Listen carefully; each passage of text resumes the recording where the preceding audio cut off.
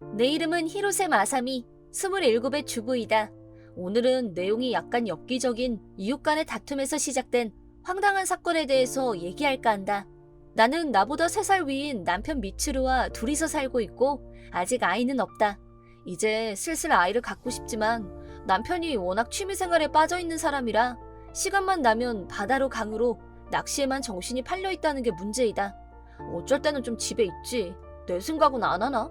하는 생각이 절로 들지만 아직 아이도 없고 자기 삶에 충실한 방법으로 낚시 인생을 선택했다면 할 수 없지 싶다. 그리고 딱 1년 전 신도시 주택단지에 단독주택을 마련했다. 이 정도 넓은 집이면 애들을 많이 낳아도 거뜬하겠다.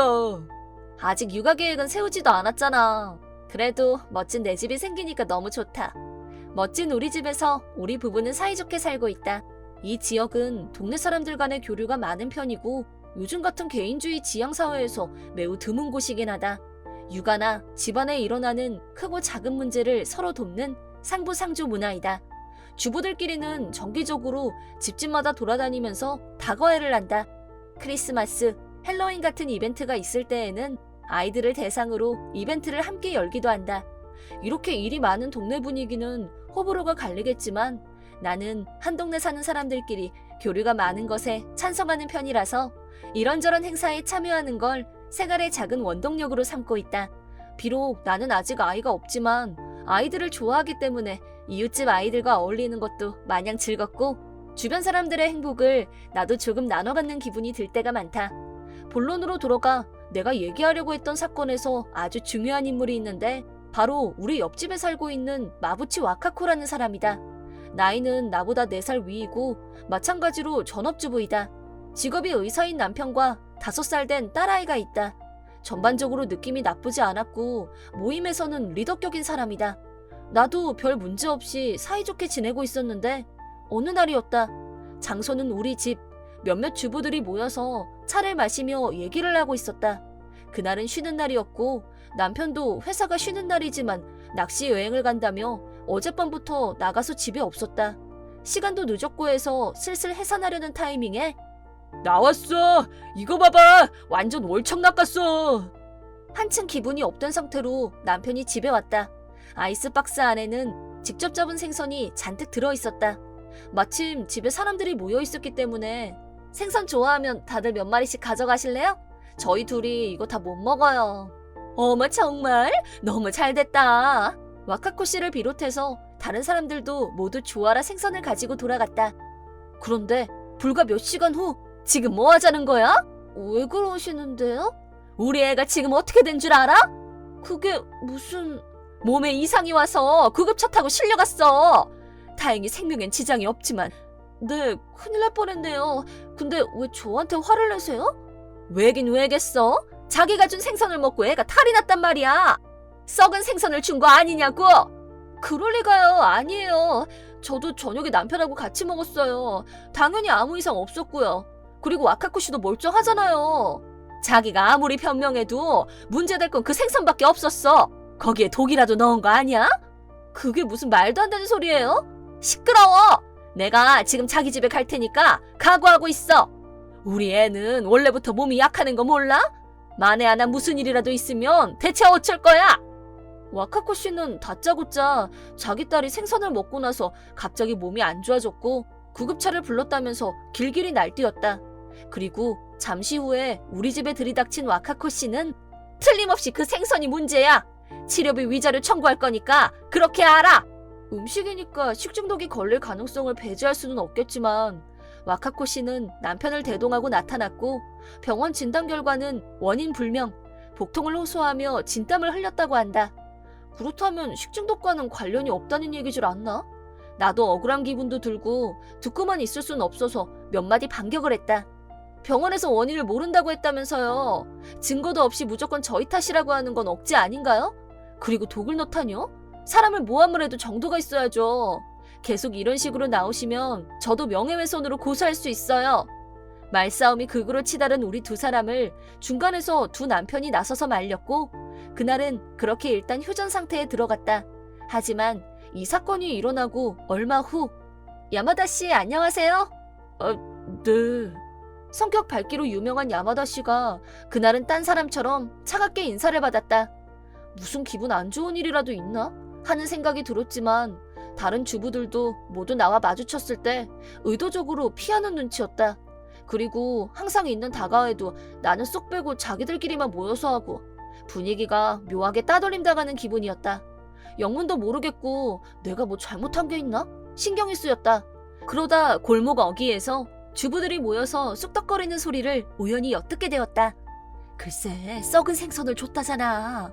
헉, 그런 사람으로는 안 보이던데? 웬일이래? 그게 와카코 씨네가 워낙 잘 사니까 질투가 나서 그런 거라잖아. 너무 무섭다. 아무튼 그 집 근처에는 얼씬도 말자고, 어? 지금 도마 위에 올려놓고 난도질하고 있는 건 분명히 나다. 요약하자면 내가 일부러 골탕을 먹이려고 썩은 생선을 줬다. 뭐 이런 소문이 돌고 있는 게 틀림없었고 그 소문을 누가 냈는지는 굳이 따질 필요도 없었다. 그렇다고 사람들을 붙들고 일일이 해명을 할 수도 없고 말해봤자 변명이라고 할 게 뻔하고 지금으로선 방법이 없다는 생각이 들었다. 갑자기 억울한 누명을 쓰고 동네에서 따당하는 신세가 되고 말았다. 우리 동네처럼 지역 주민들의 연계가 강한 곳에서 맘만 먹으면 한 사람 왕따 시키기는 일도 아니었다. 나는 온 동네 공식 왕따가 된 후 하루도 마음이 편할 날이 없었고 밖에 나가는 것도 꺼려졌다. 말로 표현하기 힘들 정도로 스트레스를 받으며 하루하루를 견뎌야 했다. 남편도 내가 걱정이 됐던지 그 좋아하는 낚시도 안 가고 최대한 내 옆에 있어주려고 노력했다. 그러던 어느 날 남편이 이렇게 말했다. 좀 힘들면 우리 그냥 이사 갈까? 이렇게 스트레스 받고 어떻게 살아. 살 데가 이 동네밖에 없는 것도 아니고. 내가 여기보다 더 좋은 집 열심히 찾아볼게. 아직 갚아야 할 융자가 까마득한데 남편이 그런 말을 해주었다. 아니야, 아직 융자도 다 못 갚았잖아. 내가 물고기만 안 잡아왔어도 이런 꼬투리는 안 잡혔을 텐데 미안해. 당신이 힘들어하는 거 더는 못 보겠어. 지금 내 편이 되어주는 사람은 남편뿐이었다. 이 사람만 내 옆에 있다면 나는 괜찮다. 그런 용기가 생겨났다. 그래서 이사 문제도 긍정적으로 검토해보기로 마음을 모았다. 그리고 얼마 후 의외의 인물이 연락을 해왔다. 안녕하세요. 갑자기 연락드려서 죄송합니다. 저는 와카코 남편 히로키입니다. 네, 안녕하세요. 그런데 제 아이디는 어떻게 아셨어요? 전에 크리스마스 이벤트 준비하면서 단톡방 만들었던 거 기억하세요? 그때 아이디 교환했었어요. 개인적으로 라인을 보내서 놀라셨을 텐데 죄송합니다. 아니에요. 그런데 저한테 무슨 용건이시죠? 혹시 치료비 위자료 그런 일 때문이라면 곤란한데요? 아니에요. 그런 일 아닙니다. 아주 관계가 없다고는 할 수 없지만 대체 무슨 말씀이신지. 신뢰가 되는 줄은 알지만 댁으로 찾아가서 말씀을 드리고 싶은데 괜찮을까요? 사안이 라인으로 할 얘기가 아닌 것 같아서요. 그럼 오셔서 말씀하세요. 히로키 씨는 의미심장한 말을 던졌고 대체 무슨 일인지 불안해지기 시작했다. 일단 남편에게 방금 주고받은 라인을 보여주자 느낌이 쎄한 게 보통 일은 아닌 것 같다. 나도 같이 들을게. 라고 말해줬다. 그리고 와카코 씨 남편 히로키 씨가 우리 집에 왔다. 우리는 나란히 앉아 얘기를 들을 마음의 준비를 했다. 우리가 들은 내용은 등골이 오싹해질 정도로 공포스러웠고 만약 그게 사실이라면 그동안의 일을 어쩌다 일어난 이웃 간의 마찰로 치부하고 넘어갈 수 없다는 걸 알았다. 히로키 씨는 얘기를 다 털어놓더니 우리에게 머리를 숙이면서 말했다. 두 분께서 꼭 도와주셨으면 합니다. 부탁드립니다. 이렇게 된 이상 가는 데까지 가봐야겠다는 생각이 들었다. 나와 남편은 히로키 씨의 부탁을 들어주기로 했다. 안녕하세요. 할 얘기가 있어서요. 뭔데? 남편하고 상의를 해봤는데요. 지난번 따님 일이요. 정식으로 사과드리고 싶어서요. 그게 사과한다고 될 일이야? 저도 말로 끝낼 일이 아니란 거 잘 알고요. 그래서 치료비하고 위자료를 지불하려고요. 이제야 좀 정신을 차렸나 보네. 좋아. 그럼 내가 내일 받으러 갈게. 그리고요, 사과하는 의미라고 하긴 뭐하지만 내일 저희 집에서 식사 같이 하시는 건 어떠세요? 와카코 씨가 좋아하는 술이랑 안주, 디저트로 케이크도 제가 다 준비했거든요. 어머, 뭘 그렇게까지? 미안해지게. 그런 말씀 마세요. 제가 미안하죠. 그럼 성의를 봐서라도 내가 내일 꼭 갈게. 내가 초대를 하자 신이 난 와카코 씨는 우리 집에 위풍당당하게 들어왔다. 뭘 이렇게 많이 차렸어. 내가 괜히 미안해지게. 아니에요. 사과드리는 건데 이 정도도 약소하죠. 입에 맞아야 할 텐데 어서 드셔보세요. 내가 준비한 음식, 디저트, 술을 보더니 입맛을 다시며 표정이 확 풀린 와카코 씨. 이 타이밍에 작전대로 잽을 날리기로 했다. 그나저나 따님이 몸이 약해서 정말 걱정이네요. 그런 딸을 헌신적으로 돌보는 와카코 씨는 정말 훌륭한 어머니이신 것 같아요. 그렇게까지야. 엄마라면 당연히 해야 할 일일 뿐인데. 오늘도 몸이 아파서 입원해 있다면서요? 오늘은 검사 입원이라서 면회 금지야. 그래서 내일 아침 일찍 가보려고. 정말 힘드시겠어요. 저도 이 다음에 아이가 태어나면 와카코 씨처럼 아이 옆을 항상 지켜주는 엄마가 되고 싶어요. 그렇게 시종일관 아픈 딸을 돌보는 훌륭한 엄마로 칭송을 해줬더니 와카코 씨는 점점 기분이 좋아지는 눈치였다. 히로키 씨에게 들었던 그대로였다. 진짜 맞는구나. 그런 확신이 든과 동시에 등이 쭈뼛할 정도로 소름이 돋는 것을 느끼며 계속 얘기를 했다. 그리고 저녁 8시 우리 집에 또 한 사람의 손님이 왔다. 당신 기분이 참 좋아 보이네? 당신이 여기를 어떻게 왔어? 오늘 늦는다고 그랬잖아. 손님은 바로 히로키 씨. 평소에 볼 수 없었던 무서운 얼굴로 와카코 씨를 노려봤다. 히로키 씨의 예상이 정확하게 적중해서였을까? 당신 애한테 무슨 짓을 저질렀는지 알기나 해? 그러고도 엄마야? 광기에 가까운 분노로 와카코 씨를 비난했다. 아마 나라도 그랬을 것 같다. 지난번에 히로키 씨가 우리 집에 직접 찾아와서 한 말은 이런 내용이었다. 어느 날 한밤중에 물을 마시러 주방으로 간 히로키 씨는 주방에 서 있는 와카코 씨를 봤다. 아직 안 잤어? 깜짝이야. 말을 골자 소스라치게 놀란 와카코 씨. 정체를 알 수 없는 액체가 들어있는 병, 그리고 매일 아침 딸아이가 마시는 우유팩을 손에 들고 있었다. 뭐라는 거냐고 묻는 질문에 항상 먹는 약을 우유에 타고 있었어. 이렇게 하면 약을 잘 먹거든. 라고 대답하고는 무표정한 얼굴로 우유를 냉장고에 넣었고 액체가 든 병을 손에 든 채로 방으로 도망치듯 들어갔다고 했다. 정신과 전문의인 히로키 씨는 그런 아내의 모습에서 불길한 예감을 강하게 받았다고 한다. 히로키 씨의 머릿속에 떠오른 것은 상상만으로도 끔찍한 일이었지만 정신질환의 일종인 대리 미나우젠 증후군이었다. 우선 미나우젠 증후군이란 본인이 직접 약이나 독약을 마시거나 혹은 일부러 자해를 하거나 해서 병원에서 치료를 받고 싶어하는 정신질환을 말한다. 자신을 해치는 자해 행위를 지속 반복하는 이유나 원인에 대해서는 여러 가지 의견들이 나오고 있지만 리스트컷 증후군과는 성격이 다르고 어디까지나 내가 아픈 상태라는 걸 보여주려는 것이 이 증후군의 큰 특징이라고 한다. 치료를 받는 과정에서 환자는 약자로서 의사나 간호사에게 세심한 배려를 받게 되고 누군가로부터 자신이 항상 주목을 받고 있다. 이런 착각이 쾌감으로 바뀌는 것일 수도 있다는 의견이 있다고 한다.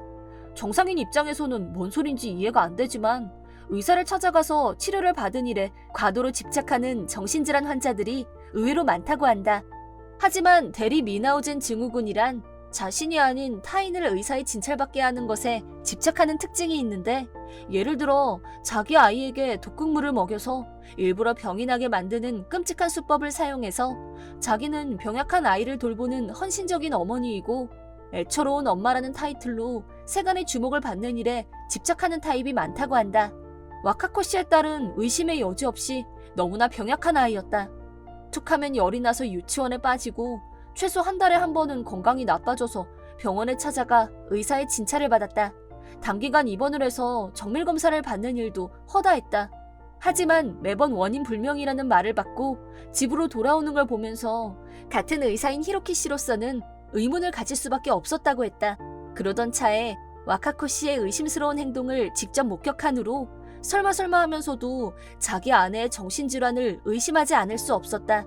적절한 타이밍에 맞춰서라고 하기는 뭐하지만 현재 자기 딸의 병을 핑계로 앙숙관계가 돼버린 우리한테 도와달라는 부탁을 했던 거고, 와카코 씨가 우리 집에 와서 식사 대접을 받는 동안 히로키 씨는 조용히 집에 돌아가서 와카코 씨의 방을 샅샅이 뒤졌다. 그리고 정체불명의 병을 발견, 독극물 검사를 의뢰하고 조사를 했다고 한다. 당신이 갖고 있었던 건 인체에 해로운 독극물이었어.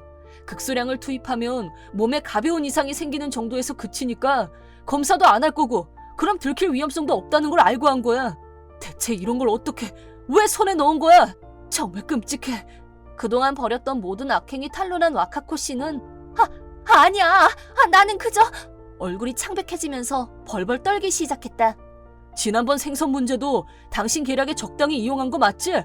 평상시보다 약물을 많이 쓰는 바람에 응급차에 실려가는 사태가 벌어지니까 엉뚱하게 마나미 씨에게 받은 생선에 문제가 있었다고 덤터기를 씌운 거야.